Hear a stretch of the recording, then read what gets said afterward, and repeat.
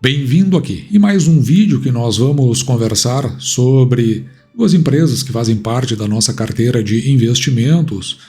Numa delas houve a troca de presidente, ou pelo menos a eleição de um novo presidente, e na outra uma atualização de dividendos. Também vamos falar da crise hídrica que está assolando o Brasil e o impacto disso na geração de energia elétrica, em particular com o uso das termoelétricas, e como a gente pode enxergar isso aí, principalmente do ponto de vista político.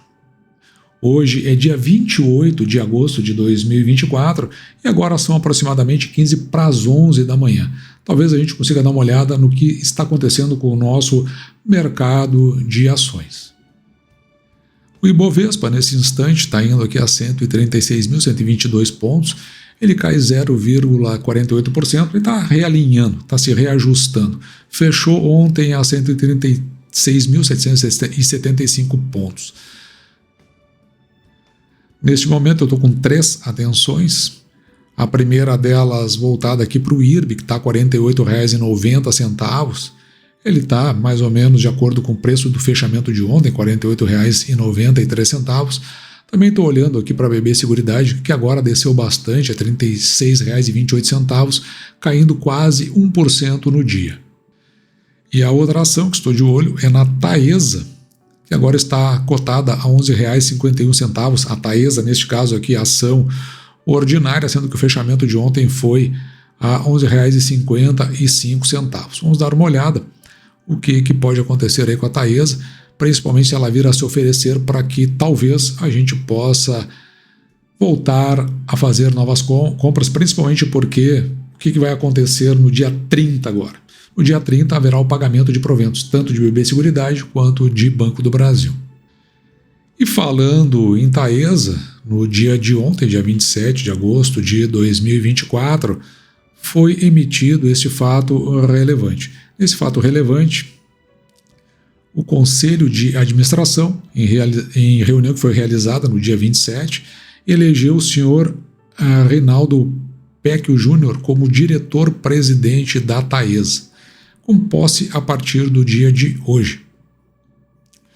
Então, nós temos aí que o presidente agora da Taesa, ele é graduado em Economia, também é em Ciências Contábeis e tem MBA em Finanças. Ele apresenta a sólida carreira, segundo essa informação, na área financeira e atua como diretor financeiro, ou CFO, desde 2004.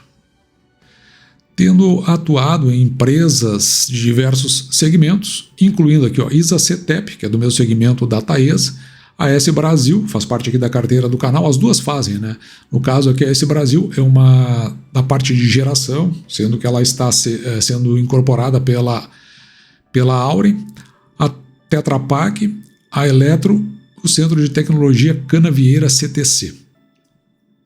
Em 2023, o senhor Reinaldo assumiu o cargo de diretor financeiro e de relações de investidores da Taesa. Houve uma troca, nós comentamos isso aqui no canal. Depois, este ano, em fevereiro, o presidente da Taesa, ele renunciou e agora, então, praticamente aí 6 meses depois, 7 meses depois, ele veio a ser eleito pelo Conselho de Administração como diretor-presidente da Taesa. Vamos ver aí o que nós podemos esperar. Até agora as apresentações dele, por conta dos resultados trimestrais, foram bastante consistentes e bastante sólidas. E na mesma toada, também saiu o comunicado, toada que eu digo porque nós estávamos comentando agora há pouco, tanto sobre Taesa, mas também falamos um pouco de Banco do Brasil.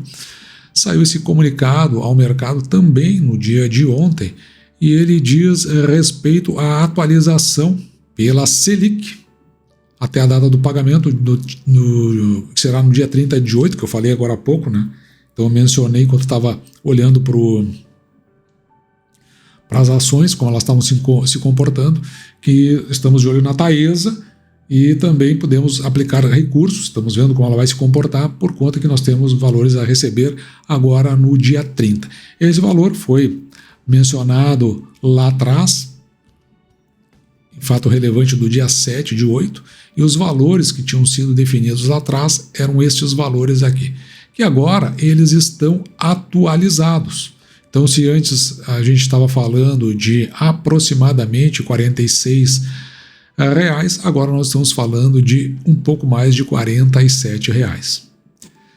Valores esses que atualizamos aqui, ó. Nós temos o nosso acompanhamento de proventos.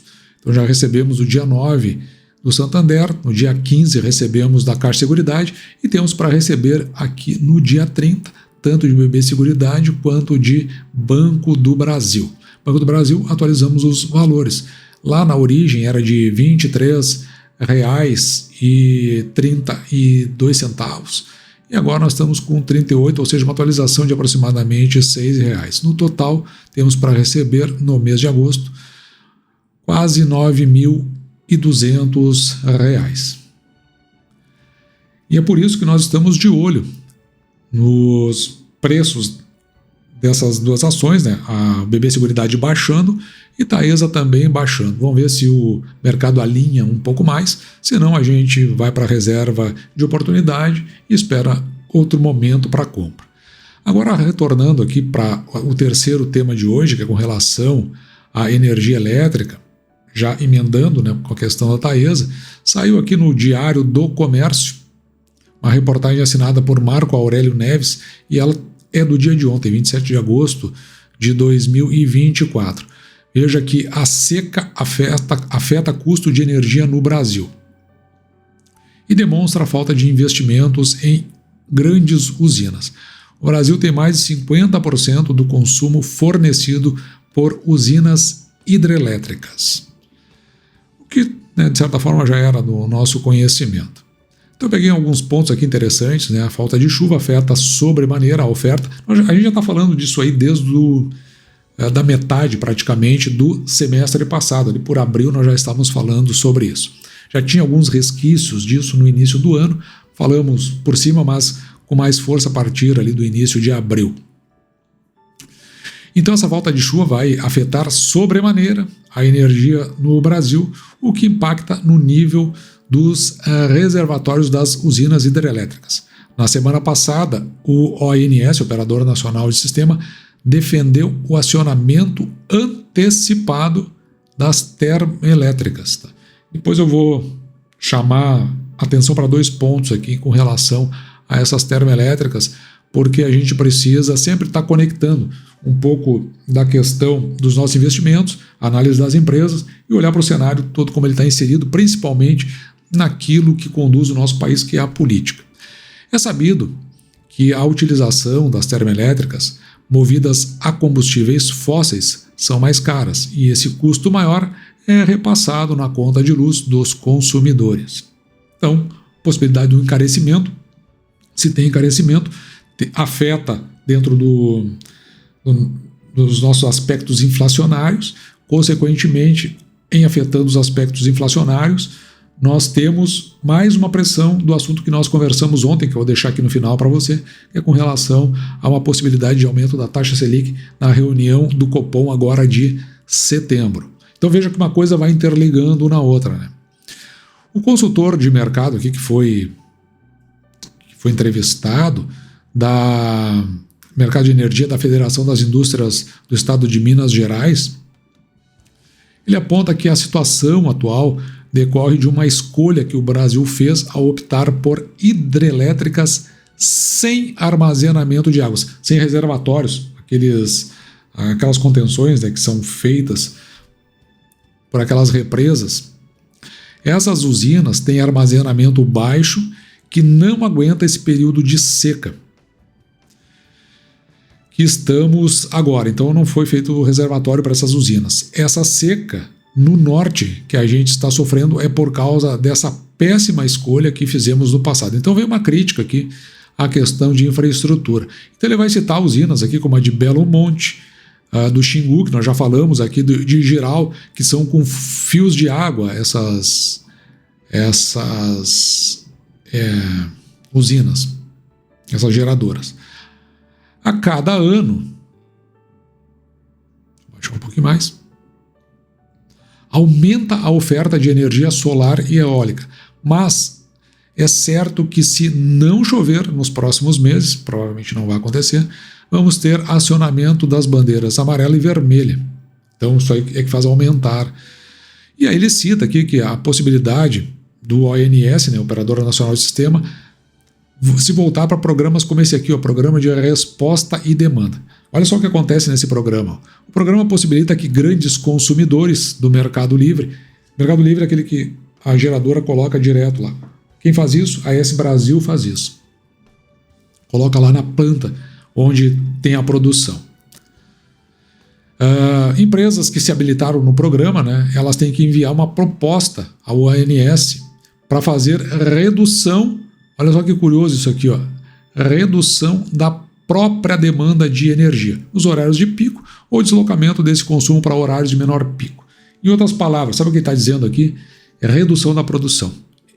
Então, se tem redução da produção, tem uma tendência a menor oferta. Se tem uma tendência a menor oferta, isso se desequilibra com a demanda e, consequentemente, o produto sai mais caro lá na ponta e também é mais uma gotinha no processo inflacionário.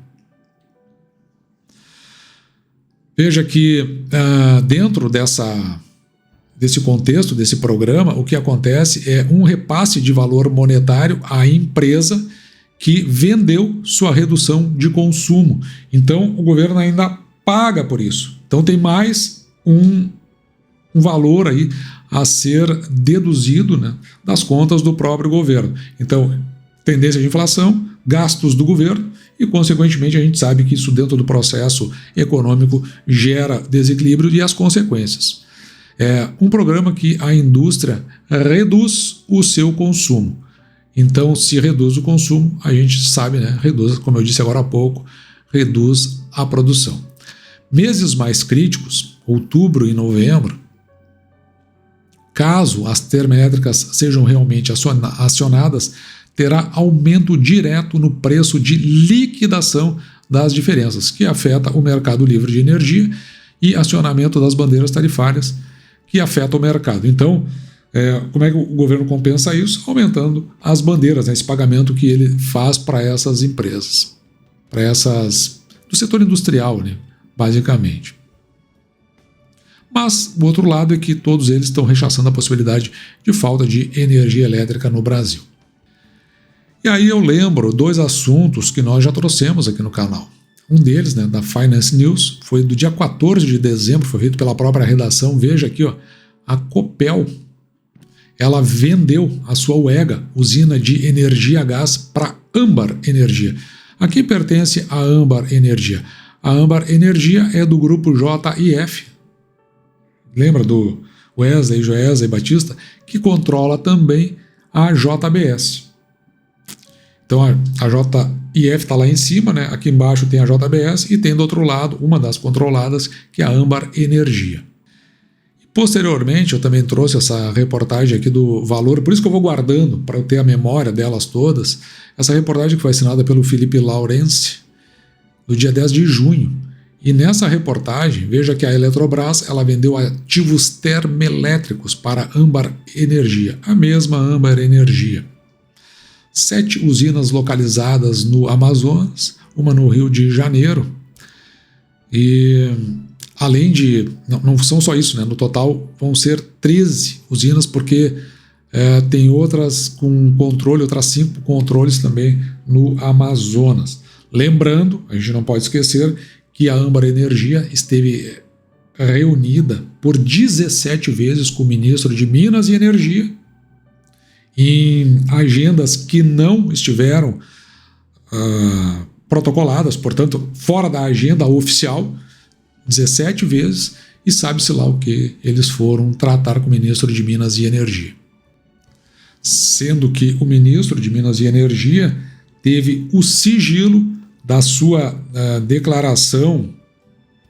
Quando você assume uma função pública, você declara, faz algumas declarações como não ter empresas, não ter interesses, não estar vinculado com vários segmentos, né? Isso é feito numa declaração, e essa declaração ela foi imposta a sigilo, e se não me engano é sigilo bem longo, assim, de muitos anos, para que não se tenha acesso. Então veja que aí a gente consegue enxergar nesse processo como um todo, né, bastante esquisito. Claro que tem, por um lado, o fator de não haver chuvas. A gente está vendo o efeito que está acontecendo na região do Amazonas, na região do Pantanal, então isso é real, mas a gente já conversava sobre isso aí já no início do ano, com mais ênfase a partir do mês de abril, e veja como o que acontece. Essas termoelétricas, elas acabaram sendo adquiridas por um ente que tem forte vinculação com o governo. Mas o nosso país, né, é o país das coincidências, e lá no final das contas se vai deixar aí para que o próprio povo brasileiro, que não acordou ainda, e nem sei se vai acordar tão cedo, de que talvez ele seja apenas uma peça nesse tabuleiro todo a custear por todas essas questões estranhas e coincidentes que acontecem no nosso país. E dito isso, eu vou ficando por aqui, eu espero que você tenha gostado, me despeço de você, desejando que você fique com Deus e deixando, como sempre, meu grande abraço.